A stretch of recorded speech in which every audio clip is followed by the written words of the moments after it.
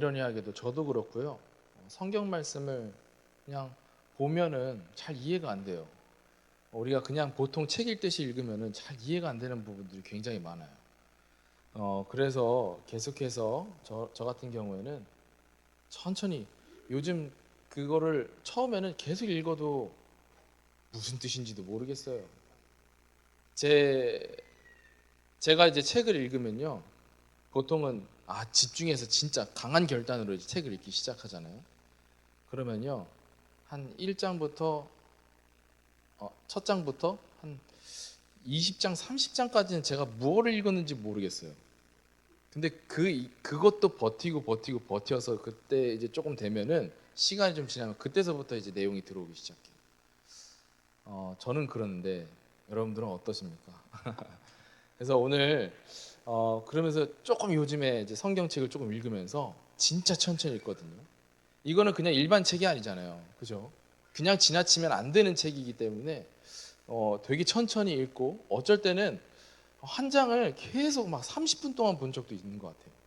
이해가 안 되는데 어떻게 넘어가요? 그죠? 그래서 30분 동안 막 보는데 요즘에 조금 뭔가 하나님이 보여주시는 것 같아요. 이런 내용이구나. 물론 뭐 지금 뭐 쉬운 장을 나가서 제가 읽고 있어서 그런지 모르겠지만 아무튼 좀 그렇게 이제 좀 감사하는 때가 있었습니다. 그래서 오늘 성경 말씀의 내용을 좀 자세히 살펴보면요. 다시 한 번 더 살펴보면요. 어떤 내용이냐면 지금 이제 대제사장들과 이제 바리새인들이 예수님을 잡아오라고 이제 경비병을 보낸 거예요. 이제 성전 아랫사람이라고 얘기 나오죠. 이제 경비병 얘기하는 겁니다. 근데 빈손으로 돌아와요. 그래서 왜 예수님을 잡지 않았냐는 말에 이제 이들은 그 사람이 말하는 것처럼 마른 사람은 지금까지 없었나이다 이렇게 얘기합니다. 예수님 말씀의 권위에 이제 압도되었음을 지금 고백하는 장면이나 마찬가지잖아요. 그죠? 어떻게 할 수가 없었던 거예요. 와, 대단하다. 이렇게 느낀 거. 잡아야 되는데 야, 저 사람 진짜 대단하다. 뭔가 느끼고 온 거란 말이에요. 그죠? 그래서 뭐 우리 세상 말로는 팩이라고도 얘기도 할 수도 있고. 그죠?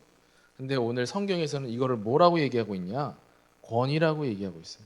하늘이 정해 주신 권위, 하나님께서 정해 주신 그 권위, 그거를 지금 예수님께 느꼈던 장면을 우리가 볼 수가 있습니다. 또 바리새인들은 이제 그들마저 이제 예수님께 미혹되었다면 이제 화를 내기 시작을 해요. 그러면서 이제 당국자들과 바리새인 중에 예수님을 믿는 자가 없다 이렇게 얘기합니다. 그러면서 율법을 알지 못하는 무지한 무리는 저주를 받은 자라고 이렇게 또 저주를 또 하고 있어요. 자기네들이 만든 거죠, 그죠? 그러니까 자기네 뜻과 다르니까 이런 얘기를 하고 있는 거예요. 이렇게 바리새인들은 영적 교만에 빠져서 자신의 지식과 지위 때문에 진리가 눈앞에 있어도 인정하지 않고 있습니다. 그 중에 이제 또 예수님을 찾아왔었던 이제 바리새인이자 지도자였던 이제 니고데모가 나가서 그렇게 이야기합니다. 우리 율법은 사람의 말을 듣고 그 행한 것을 알기 전에 심판하느냐라며 이제는 절차 없이 예수님을 죄인 취급하는 지도자들을 이제 지적을 합니다. 어떻게 보면 다들 이제 한 마음 한 뜻으로 지금 예수님을 잡고자 막 이렇게 막 언성을 높이고 있는데 그곳에 이제 지금 딴지를 거고 있는 게 지금 니고데모거든요. 그러니까 얼마나 밉상이겠어요. 그죠? 다 옳소 하고 있는데 거기서 아니야 그렇게 하면 안 돼. 라고 얘기하는데 얼마나 방해꾼이겠어요. 그죠? 근데 니고데모가 이렇게 말한 것은 지금 말씀을 좀 자세하게 살펴보면 우리 율법이라고 그래요. 우리 율법. 그러니까 하나님이 주신 율법이 아니라 우리 율법인 거예요. 지들이 정한 율법인 거예요. 그러니까 한마디로. 근데 이렇게 니고데모가 말할 수 있었던 것은 이제 성경을 잘 알고 있었기 때문입니다. 유대인들은요, 성경을 거의 다 알고 있어요. 그러니까 모세 오경은 뭐 거의 뭐 딸딸 외울 정도로 그 중에 못해도 신명기 정도는 꼭 외우고 있는 거란 말이에요. 외우고 있단 말이에요. 신명기가 뭐예요? 하나님께서 모세를 통해서 다시 한 번 더 정확하게 명심하라 이렇게 해서 준 말씀이잖아요. 그러니까 그 말씀만큼은 정말 잘 기억하려고 노력했던 종족이 유대인입니다. 그러니까 다 알고 있는 거예요. 지금 니고데모만 알고 있는 게 아니라 다른 바리새인들 또 대제사장들은 당연히 알고 있는 말씀이란 말이에요. 근데 그 말씀에 어긋나는 것을 하기 때문에 니고데모는 우리 율법이 이런 율법이냐 이렇게 지금 이야기하고 있는 거거든요. 그래서 신명기 1장 16절 17절에 보면요, 내가 그때에 너희의 재판장들에게 명하여 이르기를 너희가 너희의 형제 중에서 송사를 들을 때에 쌍방간에 공정히 판결할 것이며 그들 중에 있는 타국인에게도 그리할 것이라. 재판은 하나님께 속한 것인즉 너희는 재판할 때에 외모를 보지 말고 귀천을 차별 없이 듣고 사람의 낯을 두려워하지 말 것이며 스스로 결단하기 어려운 일이 있거든 내게로 돌리라 내가 들으리라. 이런 내용이거든요.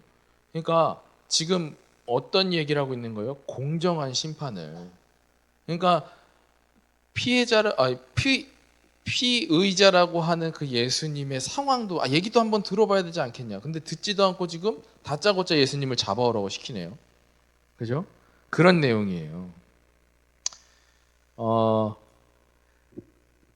그러나 이제 다른 지도자들은 지금 니고데모 말고 다른 지도자들은 니고데모의 말을 전혀 들을 생각이 없어요.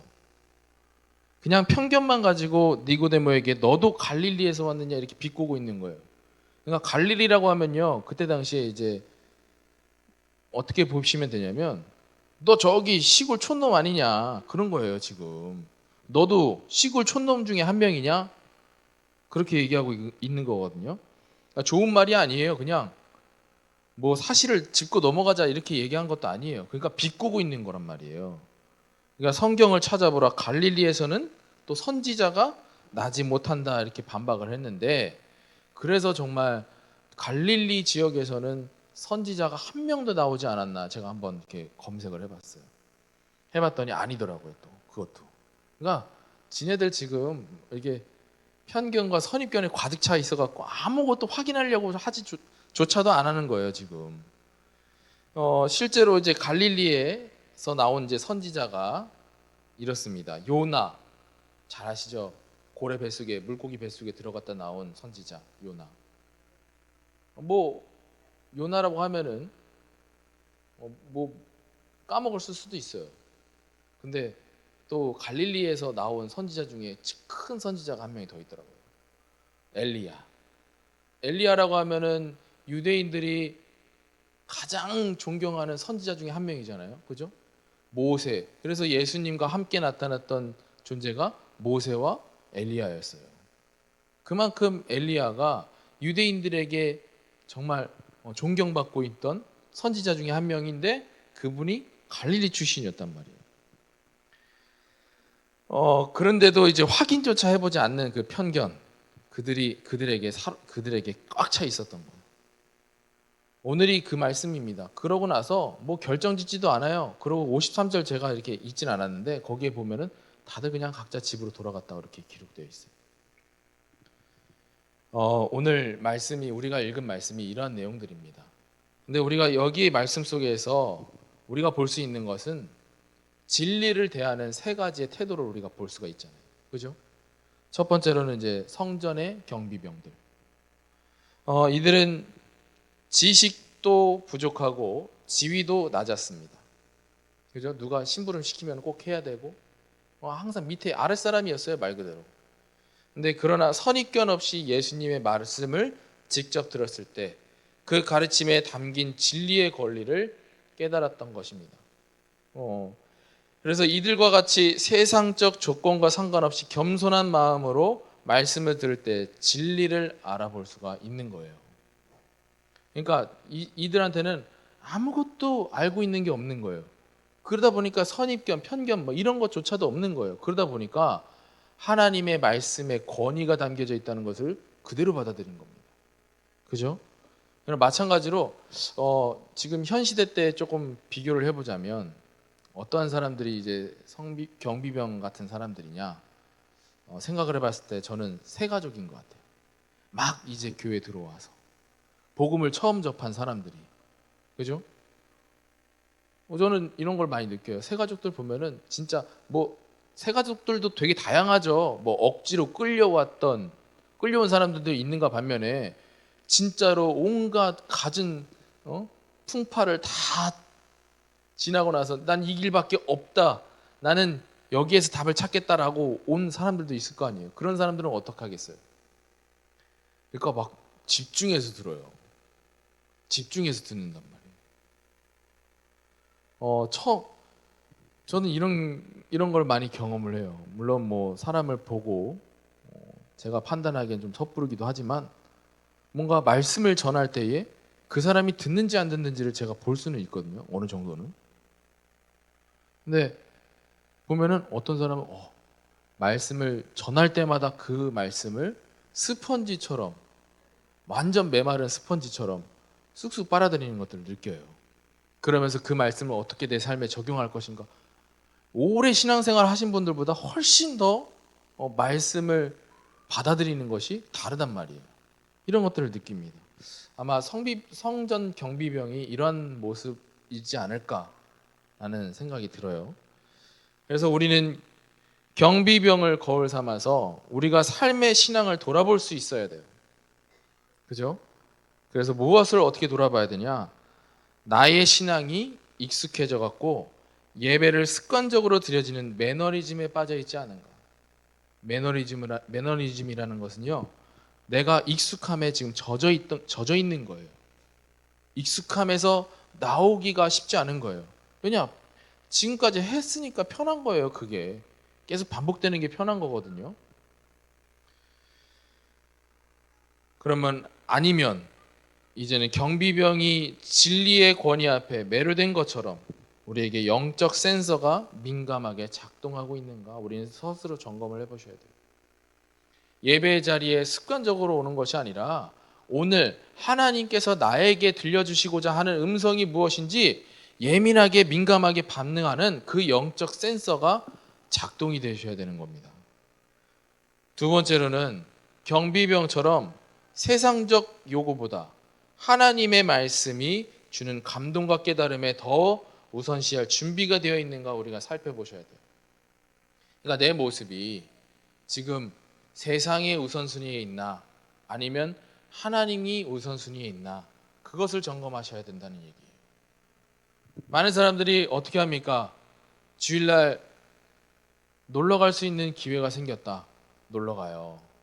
물론 놀러 가지 말란 얘기가 아니에요. 그죠? 내 마음은 항상 예배 자리에 있어야 된다는 얘기예요. 시간이 정말로 막 1년 안에 뭐 내가 정말 아이들 데리고 놀러 가야 되는데 정말 시간이 너무 안 났는데 딱 주일날 생겼다. 이건 저예요. 이건 지금 제가 판단하는 거예요. 여러분들 따라하시면 안 돼요. 여러분들이 스스로 하나님 앞에 기도하시고 판단하시길 바라요. 만약에 진짜로 아이들이 막 놀러 가지 못해갖고 정서적으로 막 불안해하고 막 이런 상태예요. 그럼 놀러 가야 되겠다는 생각이 들겠죠. 얘네들을 한번 좀 좋은 구경 시켜주면서 내가 부모다운 모습으로 조금 이렇게 아이들을 대해야겠다. 근데 만약에 그게 주일밖에 없다? 마음이 어떻겠어요? 어때야 될 것 같아요? 고민도 없이 그냥 주일날 그냥 빠질까요? 하나님은 다 아시잖아요. 근데 내가 너무 불편해요.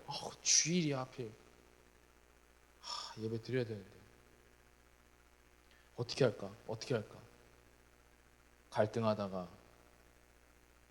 놀러 가는 걸 선택했어요. 그러니까 그러면 어떻게 되겠어요?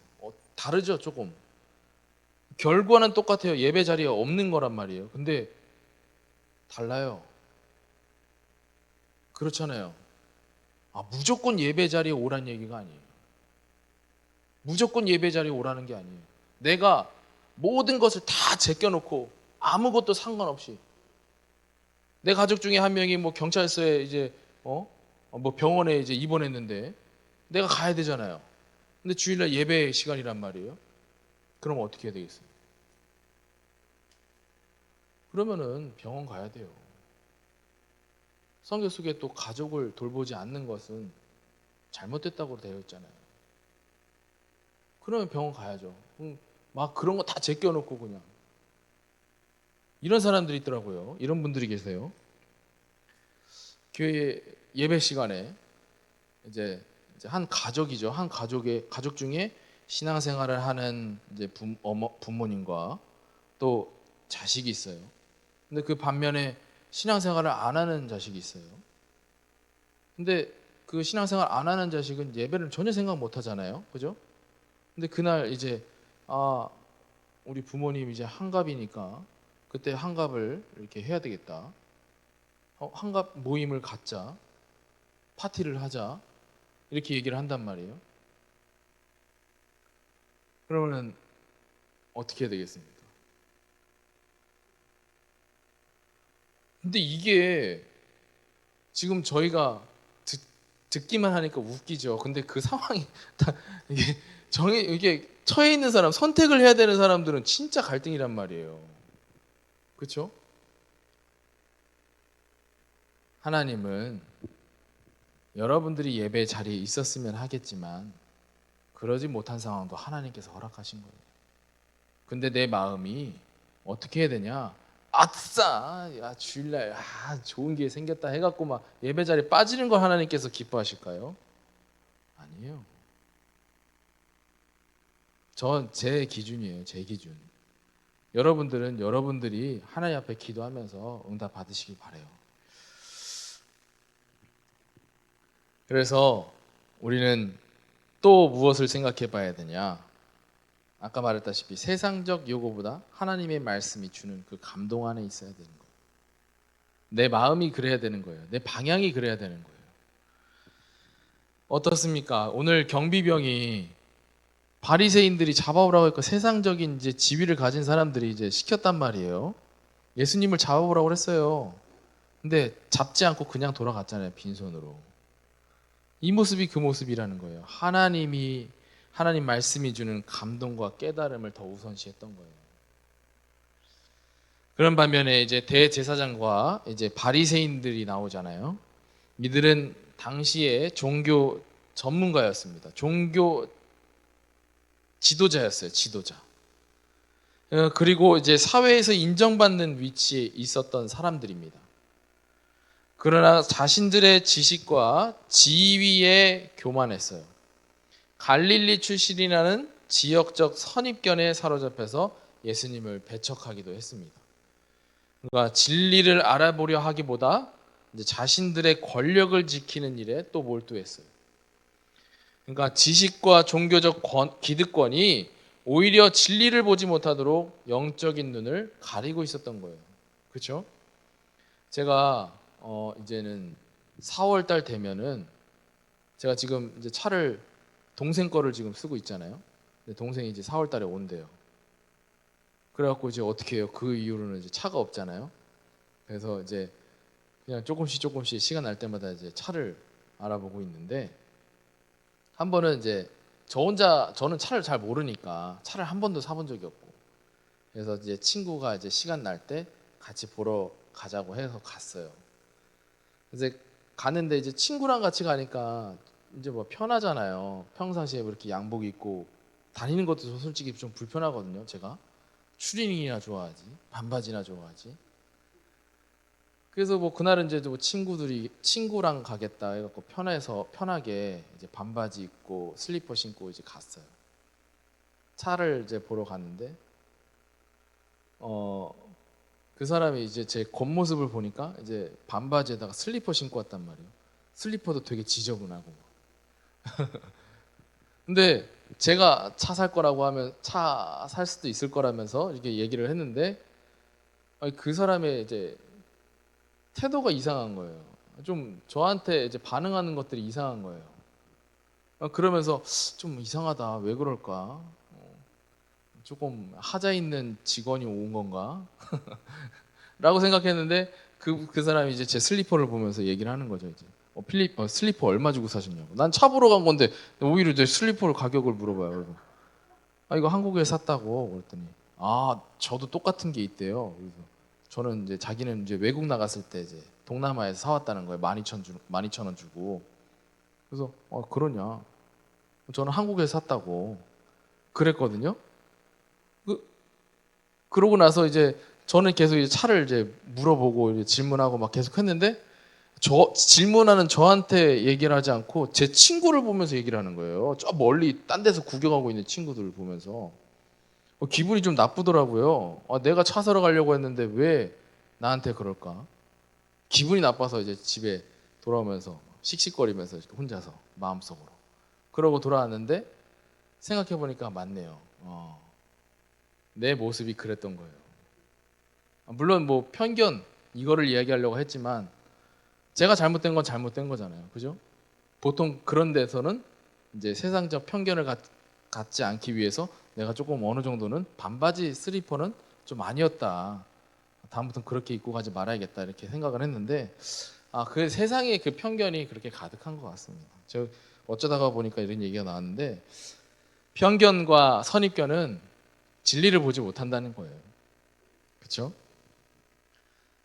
이 드라마 보면 이런 경우도 굉장히 많잖아요. 이제 면접을 보러 가는데 면접 시간이 조금 이제 늦을 것 같아요. 그래갖고 막 달려가는데 한 노인이 도움이 필요한 거예요.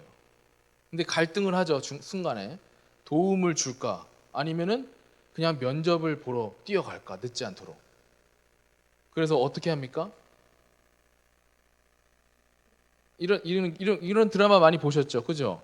그래서 한 사람은 그냥 면접을 늦을까봐 얼른 그냥 도움이 필요한 사람을 무시하고 면접 보러 뛰어가잖아요. 근데 한 사람은 똑같은 면접을 이제 늦는 상황 속에서 노인이 이제 도움이 필요하니까 면접 시간 늦는 거를 제치고 이제 그 노인을 돕잖아요. 근데 막상 그 면접 시간 늦었는데도 괜히 도와줬다 막 이런 마음을 또 가지면서 또 막상 이제 그 회사에서 이제 낙심하면서 나오고 있는데 그 도와줬던 노인이 회장이었던 거예요. 그런 드라마 많이 보셨잖아요. 그죠? 편견과 선입견을 이야기하고 싶어서 이런 이야기 했는데 우리가 점검해 보셔야 됩니다. 편견과 선입견을 우리가 갖고 있는지 점검하셔야 돼요. 하나님의 진리의 말씀을 듣는 가운데에 나에게 편견과 선입견이 있으면 진리를 보지 못하게 되는 거예요. 마치 바리새인과 대제사장처럼.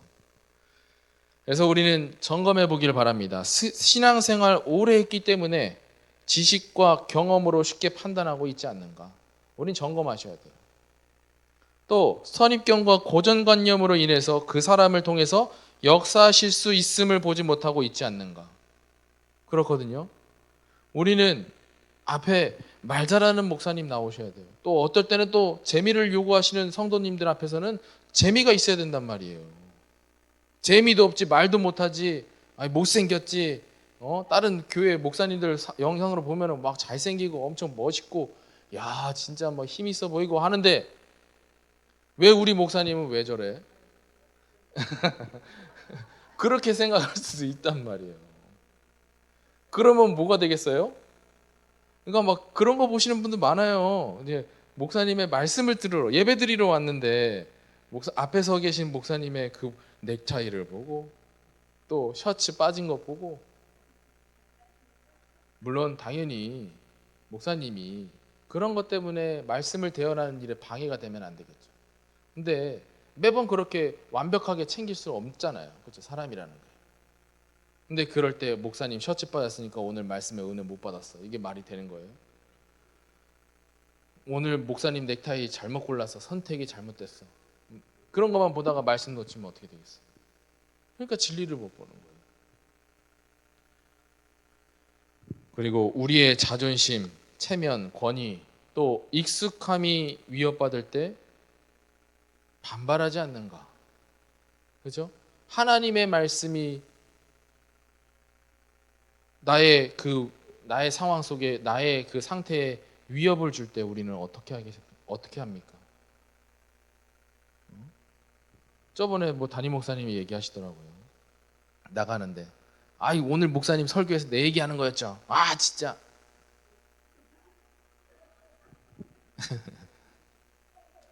물론 대놓고 이렇게 얘기하는 사람은 없겠지만 마음속으로는 한두 명 정도는 그럴 수도 있어요. 근데 우리가 정신 차려야 될 것은, 제가 아까처럼 내가 반바지 입고 슬리퍼 신고 갔으니까 상대방이 나를 이렇게 잘못 보고 있으면 내가 거기서 기분만 나빠할 것이 아니라, 물론 기분 나빠요. 그렇게 대우받으면 기분 나쁘죠. 근데 기분만 나빠할 것이 아니라 조금 내 자신을 돌아봐야 돼요. 그렇지 않겠습니까? 그래서 그거를 뭐라고 했냐면 요새는 메타인지라고 얘기를 해요. 그러니까 나를 상대방이 어떻게 생각하는, 나를 어떻게 보고 있는지 그거를 알고 있는 것이 메타인지예요. 그렇죠? 그것도 우리가 같이 함께 갖고 있어야 된다고 생각합니다. 그렇잖아요. 교회 다니는 사람들의 모습들이 꾸질꾸질하면은, 물론 그렇게 생각하면 안 되겠지만 그렇게 보고 있는 세상이란 말이에요. 근데 그 세상 사람들한테 앞에 다가가서 우리는 정말 최고의 은혜고 최고의 축복인 그 말씀을 대연하는 일을 감당해야 될 텐데, 우리의 모습이 그렇지 않다면 어떻게 되겠어요? 그래서 우리는 날마다 깨어 있어야 돼요. 깨어 있어야 돼요. 상대방이 나를 어떻게 보는지도 우리가 볼 수 있어야 되는 거예요. 물론 다 귀담아 들으라는 얘기 아니에요. 그러면 사람 못 살아요. 스트레스 받아갖고. 생각해 보는 거예요. 왜 저 사람이 나를 저렇게 생각하지? 왜 저 사람이 나를 저렇게 판단하지? 우리는 스스로 생각도 해봐야 되는 거예요. 근데 아무리 생각해도 나에게 잘못된 점이 없다? 그러면은 그 자리에서 이제 생각 접고 그대로 가시면 돼요. 저 사람이 나를 보는 게 이상한 거구나. 오류가 있구나. 그렇게 생각하면서 가면 되는 거잖아요. 세 번째로는 우리가 오늘 말씀에서 니고데모를 보았습니다. 니고데모는 당시 유대 최고 의회, 이제 사네드린이라는 그 의원이었습니다. 그리고 그는 이제 먼저 예수님을 만났던 적이 있잖아요. 그죠? 밤에 몰래 사람이 행적이 뜸할 때, 그때 예수님께 몰래 찾아갔던 사람이 니고데모예요. 그죠? 이제 또 동료 지도자들의 맹목적인 비난과 불법적인 절차 속에서도 꺾이지 않고 예수님의 편에 서서 변호했던 사람 중에 한 명이잖아요. 그죠? 니고데모는 그 이후에도, 오늘 말씀 이후에도 요한복음 19장이 또 등장합니다. 예수님이 십자가에서 죽으셨을 때 몰약과 침향을 섞은 것을 100리트라쯤 가져왔다 기록되어 있어요. 100리트라라는 것은 얼마나 많은 양이냐면 왕이나 최고위층에 있는 귀족의 장례식에만 쓰였던 양이에요. 근데 그거를 니고데모가 준비했고 그것을 예수님께 가져왔습니다. 왜요? 왜 그랬을까요? 예수님을 왕의 왕으로 인정하고 걸맞은 예우를 한 거예요. 변했죠. 그리고 전의 모습과 완전히 바뀌었어요. 전에는 예수님을 몰래 찾아왔었다면 이제는 이제 사람들의 눈치 보지 않고 이제 또 자신의 신분을 밝혔어요. 그러니까 성경에 기록이 되어 있잖아요. 여기서 우리가 볼 수 있는 것이 뭡니까? 예수님이 참된 진리가 되시고 그의 권위를 인정했음을 볼 수가 있는 것입니다. 그래서 우리의 신앙의 모습이 니고데모 같은 모습이 되기를 주의 이름으로 축원합니다. 그렇다면 니고데모를 우리가 좀 더 살펴보자면요, 니고데모를 보고 우리가 무엇을 닮아가야 되겠습니까? 모두가 하나님의 뜻과 다른 방향으로 가려고 할 때 불이익이 오더라도 진리와 정의 편에 서서 목소리를 냈던 니고데의 모습을 우리가 닮아야 될 줄 믿습니다. 우리에게도 이런 용기가 필요해요. 사람들의 시선을 보고 우리가 시선을 의식하는 것이 아니라 용기가 필요한 겁니다. 그 속에서도 진리를 당당하게 이야기할 수 있는 용기가 필요한 거예요.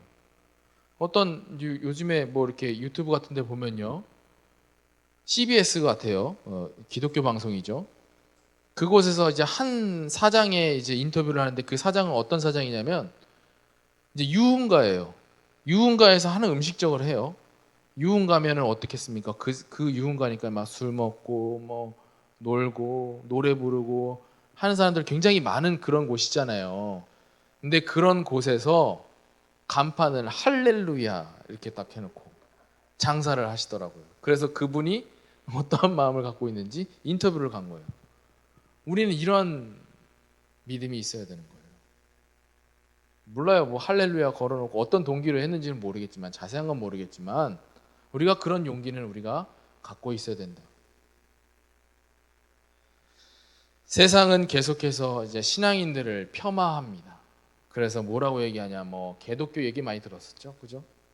또 예수쟁이, 뭐 천국 티켓 장사꾼, 뭐 이런 얘기도 하고, 뭐 지옥 땔감, 뭐 판도끼, 뭐 이런 얘기도 하더라고요. 그러니까 왜 지옥 땔감 판도끼라고 했냐면은, 저 사람이 지옥 갈지 안 갈지를 스스로 판단하고서 막 이렇게 얘기하는 거예요. 그러니까 예수 천당 불신 지옥 이러면서 뭐 얘기하는 게 있나 봐요. 그러니까 막 지옥 땔감 판도끼라고 얘기도 하죠. 야, 근데 뭐 사람들이 나를 어떻게 생각하든 뭐 일일이 뭐 대꾸할 필요는 없어요. 그죠? 그러나 만약 여러분들에게 피할 수 없는 발언의 시간이 주어진다면 어떻게 하시겠습니까? 진짜 피할 수 없는 발언의 시간이. 그죠? 많은 사람들이 막 대다수가 막 기독교 욕하고 막 그래요. 신앙생활하는 크리스찬 욕하고 막 합니다. 근데 그런 가운데 네 생각은 어때? 라고 물어봤을 때, 또 도망가지도 못하게 딱 윤소명 네 생각은 어때? 딱 이렇게 이름을 콕 집어서 얘기한다면은, 여러분들에게 발언할 수 있는 시간이 주어진다면 어떻게 하겠습니까? 용기 있게 말씀하세요. 우리가 언제든 준비될 때, 나에게 그런 기회가 주어질 때 우리는 진리만 말하는 참된 전도자의 삶이 되기를 주의 이름으로 축복합니다. 그래서 예수가 그리스도가 되심과 또 그가 참된 진리라고 우리는 날마다 고백할 수 있어야 되는 거예요. 기회가 오면은 더욱더 우리는 그 기회를 감사함으로 고백할 수 있어야 되는 거예요. 이게 전도 아니겠어요? 그죠? 들으려고 하지도 않는, 하나님이 준비하신 자도 아닌데 그 사람한테 가서 막 전도, 물론 이것도 전도도 해봐야 돼요. 해보면 알겠더라고요. 그러니까 해보니까 막 조금씩 정리가 되는 것 같아요. 해봐야 되겠지만, 그것보다 진짜 참된 전도는 나에게 기회가 줬을 때 내가 올바른 고백을 하는 거예요. 신앙의 고백을 하는 거예요. 우리의 신앙의 고백은 기본적으로 우리가 뭘 알고 있어야 됩니까? 무엇을 믿고 있어야 됩니까? 우리 너무나 잘 알고 있잖아요. 맨날 예배 시간 첫 시작할 때마다 외쳤던, 그죠? 신앙 고백. 전능하사 천지를 만드신 하나님 아버지를 내가 믿사오니. 그죠? 우리가 무심코 그냥 얘기를 하지만 이게 우리에게 마음속에 한켠에 담겨져 있어야 되는 거예요. 그냥 크리스찬을 욕하는 사람들한테 뭐하러 너의 신념을 말하냐 뭐 이렇게 얘기도 하는 사람들도 있어요. 아니 왜 다수가 그 기독교 욕하는데 너 그냥 조용히 가만히 있지? 아니면은 너도 덩달아서 그냥 기독교 욕하는 척 하지, 왜 그냥 가만히 있냐, 또 이렇게 생각할 수도 있잖아요. 그쵸? 근데 우리가 성경 말씀 고린도전서 1장 27절에 보면요, 이렇게 기록되어 있습니다. 하나님의 지혜에 있어서는 이 세상이 자기 지혜로 하나님을 알지 못하므로 하나님께서 전도에 미련한 것으로 믿는 자들을 구원하시기를 기뻐하셨도다. 아멘이에요? 아멘입니까? 하나님을 기쁘시게 하시는 전도자의 삶이 되시기를 주의 이름으로 축복합니다. 그러니까 미련한 것들로 하나님께서는 전도를, 구원의 역사를 이루고 계신다는 얘기예요. 훌륭한 사람들을 통해서도 역사를 일으키실 수 있겠지만, 성경 속의 대부분의 사람들은 연약하고 부족하고 미련해 보였던 사람들이 하나님의 나라를 확장해 나가는 데 쓰임 받았어요.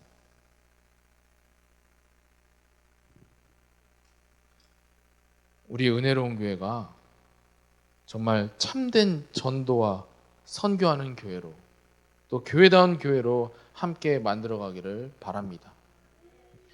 우리가 그래서 제일 필요한 것은 질서예요. 질서라는 거예요. 하나님과의 우리의 관계가 질서가 필요한 거예요. 그렇죠? 또 그 질서에 하나님께서 우리에게 원하시는 것이 뭐예요? 교회 안의 질서예요.